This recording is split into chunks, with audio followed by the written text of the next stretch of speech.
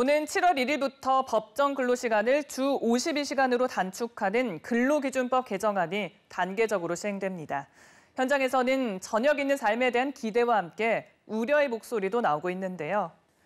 보완책 마련이 필요한 문제점들은 어떤 것들이 있는지 조성혜 기자가 이번 주 현장인에서 들여다봤습니다. 우리나라의 1인당 연평균 근로시간은 경제협력개발기구 OECD 회원국 중 2위.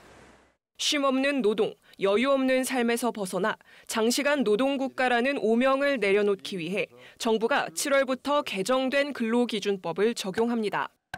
52시간으로 단축되는 주당 법정 근로시간은 근로자의 여가 보장뿐 아니라 신규 고용을 늘리게 될 거라는 기대를 모으고 있습니다.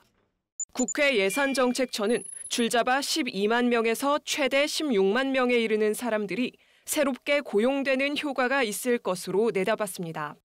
장시간 노동 간행을 개선해 노동자들에게 저녁이 있는 삶을, 그리고 청년에게는 더 많은 일자리를, 그리고 기업 생산성을 향상하는 그런 기회가 될 것으로 기대합니다.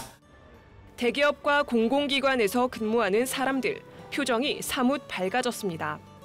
벌써 직원 스스로 근무 시간을 정하는 자율적 선택근무제를 도입한 기업도 있습니다. 평소에 운동을 할 엄두를 내지 못했었는데 선택근무제를 하게 되면서 규칙적인 운동을 다시 시작하게 됐고요. 주말 부부로 살고 있는데 아이를 보러 지방에 가야 되는 일정도 훨씬 유동적으로 잘 잡을 수 있게 된 것 같습니다. 밤늦게까지 일했던 직장인들은 저녁 시간이 생기면서 일과 삶의 균형을 뜻하는 워라밸이 실현될 것으로 기대하고 있습니다.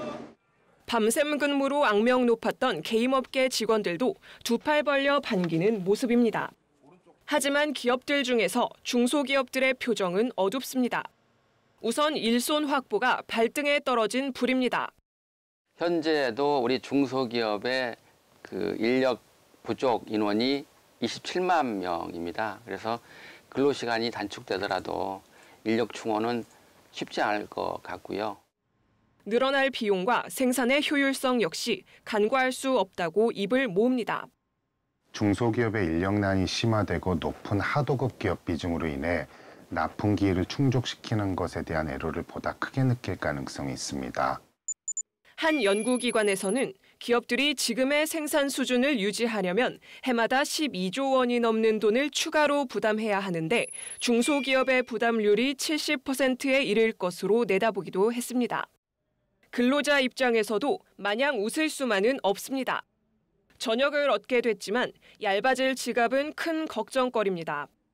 버스 기사들은 이 주 근로시간이 줄어드는 것도 좋지만은 당장 생계 유지가 제일 걱정입니다. 이게 임금이 우리가 현재 한 달에 한 300만 원 정도 임금을 받고 있는데 52시간이 되면은 우리 운전기사들이 알기로는 한 100만 원 정도 임금이 또 줄어든다고 이야기를 하는데 쉬는 날에 다른 알바라도 해야 될 그런 입장이 오지 않나. 국회 예산정책처 보고서에 따르면 월급은 평균 38만 원 줄어들고 특히 비정규직과 중견, 중소기업 근로자들의 감소 비율이 큰 것으로 조사됐습니다. 저임금 노동자일수록 근로시간이 길었던 것이 현실이기 때문에 저임금 노동자가 근로시간 단축으로 인해서 임금이 삭감되는 것, 이 부분에 대한 개선 대책을 정부가 마련해야 된다고 생각합니다. 업종별로도 명암이 갈립니다. 외식과 레저, 여행 관련 업종은 웃음을 짓는 반면 건설이나 제조업계, 운송 서비스 업종은 경영상 어려움을 겪게 될 것으로 보입니다.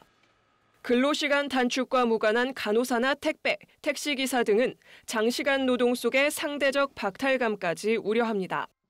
노동시간 단축 연착륙을 위해서는 업종별 특성과 규모 등을 고려해 보다 유연하게 제도 설계를 할 필요가 있다는 게 업계의 입장입니다. 전문가들의 견해도 대체로 일치합니다. 이성기 고용노동부 차관은 탄력근로시간제와 재량근로제의 필요성을 강조했습니다. 또 생산성을 유지하기 위해 기업 컨설팅과 근로자의 임금 감소 보완 등 지원책도 강구할 방침이라고 밝혔습니다. 중소기업의 인력난 완화를 위해서는 탄력적 근로시간제의 단위기간을 확대한다든지 노사정에 합심하여 중소기업의 생산성 향상을 위해 노력할 필요가 있습니다. 근로시간 단축은 근로자들의 건강을 보호하고 삶의 질을 개선하기 위해서 필요한 방향성을 간다고 생각할 수 있고요. 현실적으로 노사 합의가 있는 경우 내지는 특정한 형태의 작업 등에 대해서는 일정 부분 예외를 인정해 주는 것도 필요할 것으로 생각됩니다. 삶의 질을 높이려는 첫걸음은 시작됐습니다. 건강한 근로문화 정착을 위한 정부와 재계, 노동계의 해법 찾기가 그 어느 때보다 절실해 보입니다. 지금까지 현장인이었습니다.